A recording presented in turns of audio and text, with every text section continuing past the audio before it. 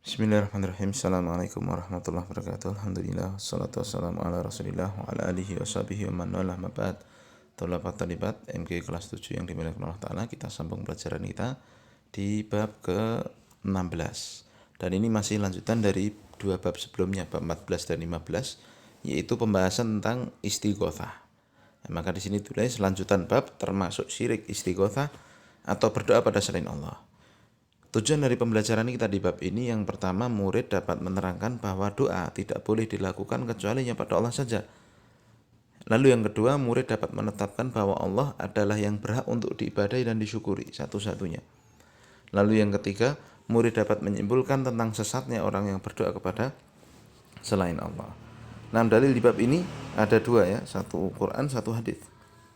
Allah Subhanahu wa taala berfirman, "Amman yujibul muttarra idza da'ahu wa yakshifus su'a wa yaj'alukum khulafa'al ard a ilahum ma'allah qalilan ma tadhakkarun." Siapakah yang memperkenankan doa orang yang dalam kesulitan, ya. Muttar ini artinya al-makrub, yaitu orang yang terkena bahaya, orang yang sedang terdesak.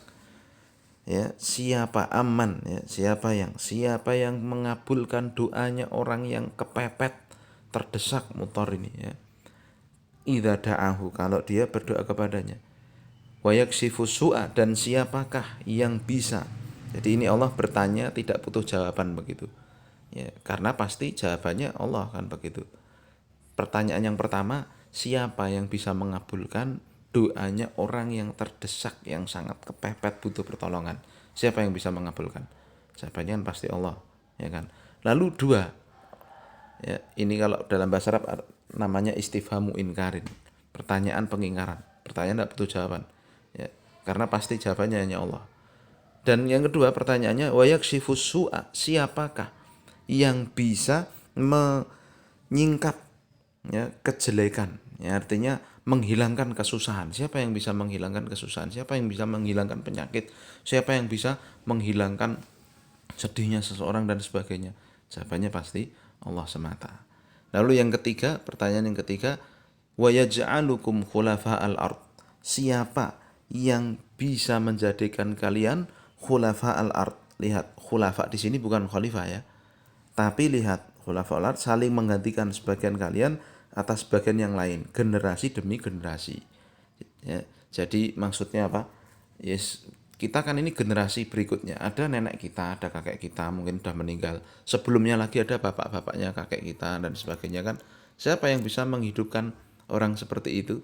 Ya, jawabannya kan pasti Allah. Jadi pertanyaannya ya tiga, ya. Satu, ya, siapa yang bisa menjawab doanya orang yang terdesak? Siapa yang bisa menghilangkan kesusahan? Dan siapa yang bisa menjadikan orang hidup generasi demi generasi seperti ini? Nah, lalu Allah bertanya setelahnya, "Ailahum ma'allah?" Apakah ada Tuhan selain Allah itu? Qalilan ma tadhakkarun. Amat sedikitlah, ya, yang mengingatnya. Nah, amat sedikitlah kamu mengingat Allah Ta'ala. Paham? Nah, kemudian, ya, di dalil yang kedua, ya, artinya apa ini? Tiga ini menunjukkan kalau kita mau meminta tolong ya kepada Allah semata kan. Ya, tidak ada yang lainnya, harusnya kan begitu. Taib. Lalu yang berikutnya, warawat Tabrani bi isnadihi annahu kana fi zamanin Nabi sallallahu alaihi wasallam munafiqun yu'dil mu'minin. Dalam riwayat Tabrani dengan sanadnya bahwa di zaman Nabi, di masa Nabi dulu, ada seorang munafik. Ya, lihat, munafik itu adalah orang yang menampakkan keislaman dan menyembunyikan kekafiran. Yang dimaksud di sini adalah orang yang bernama Abdullah bin Ubay bin Salul. Ya, di zaman Nabi ada orang munafik itu, dia mengganggu kaum mukminin. Faqala ba'duhum, maka sebagian, ya, dari sahabat yang diganggu itu, ini kan kaum mukminin di situ, ya, mereka berkata, kurung bukan di sini, kumu bina nastaghitsu bi Rasulillah. Ayo kita bareng-bareng kita minta, kita istighothah kepada Rasul sallallahu alaihi wasallam min hadzal munafik, dari orang munafik ini. Ya, jadi ini pernyataan sahabat. Ini kan diganggu, ya kan. Kalau begitu ayo kita pergi ke Rasul, kita beristighothah pada Rasul untuk menghilangkan gangguannya orang munafik ini, kan begitu. Faqala Nabi sallallahu alaihi wasallam, maka Nabi pun menjawab kurung buka. Innahu la yustaghatsu bi. Sungguhnya tidak boleh beristighotsah denganku, kata Nabi. Wa innama yustaghatsu billahi azza wa jalla. Beristighotsah itu hanya boleh kepada Allah saja. Judul bab kita apa? Syirik istighotsah pada selain Allah. Ini tadi mau istighotsah kepada Nabi, ini dilarang oleh Nabi sendiri, ya kan? Maka bagaimana istighotsah pada selainnya? Dan ini lihat, Nabi masih hidup, tapi tidak boleh beristighotsah kepadanya. Tapi yang namanya istighotsah itu hanya kepada Allah. Lihat, Nabi menutup pintu kesyirikan. Paham ya? Baik. Kita baca nanti maksudnya bagaimana, penjelasannya di bawahnya ya. Nah, yang pertama, tidak beristighotsah kecuali pada Allah. Allah telah menegakkan hujah pada kaum musyrikin tentang batilnya perbuatan mereka yang menjadikan selain Allah sebagai pemberi syafaat dengan apa yang telah mereka ketahui dan mereka yakini tentang yang pertama, bahwa Allah lah yang menjawab doa mereka ketika mereka berdoa pada kondisi kesulitan. Kalau kepepet, orang-orang musyrikin zaman dulu tuh ingat pada Allah, lali sama sesembahannya kan begitu. Ya. Lalu yang kedua, Allah juga menghilangkan kejelekan yang telah menimpa mereka. Lalu yang ketiga, Allah lah satu-satunya yang bisa menjadikan mereka sebagai khilafah di bumi, generasi demi generasi, memakmurkan bumi, ya silih berganti.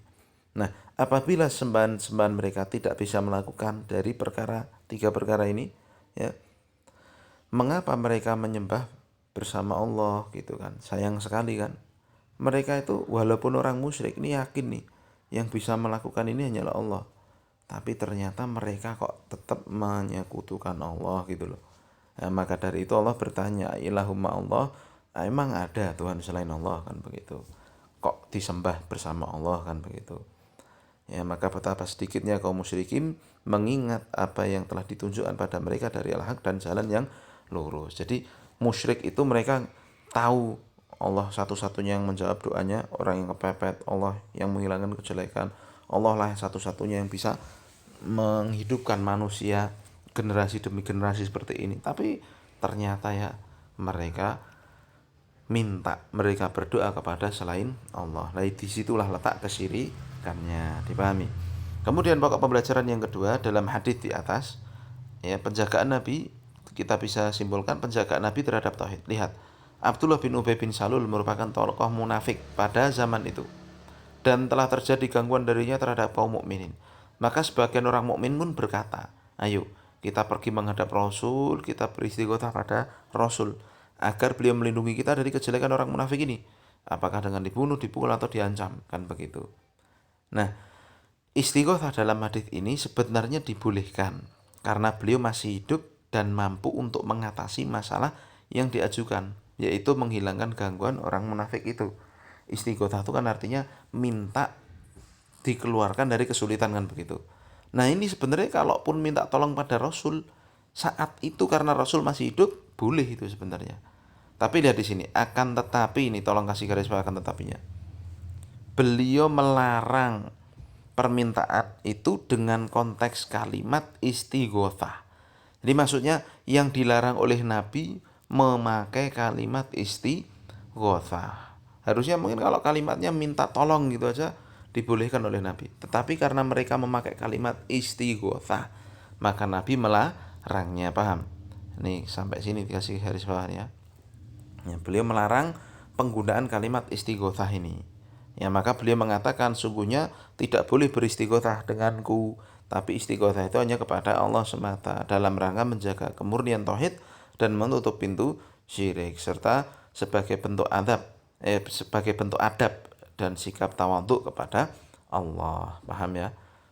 Baik, kalau demikian sikap yang diambil Rasul dalam perkara yang Rasul mampu melaksanakannya ketika beliau masih hidup, maka bagaimana? Bolehkah beristighotsah pada Rasul setelah beliau meninggal? Kan tentu nggak boleh. Maka hal ini menunjukkan bahwa berdoa kepada mayit dan yang gaib atau kepada yang masih hidup dalam perkara yang tidak mampu atasnya atau beristighotsah pada mereka termasuk syirik besar yang menghilangkan tauhid. Ini tolong kasih garis bawah ya. Jadi Rasul masih hidup pun orang istighotsah kepadanya Rasul menolak gitu loh. Apalagi beliau sudah meninggal tentunya kan tidak boleh.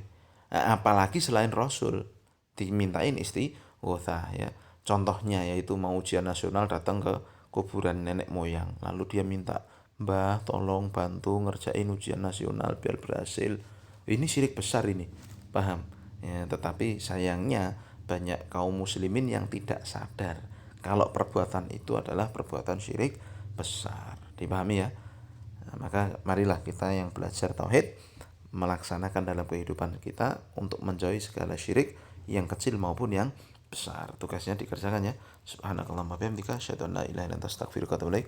Assalamualaikum warahmatullahi wabarakatuh.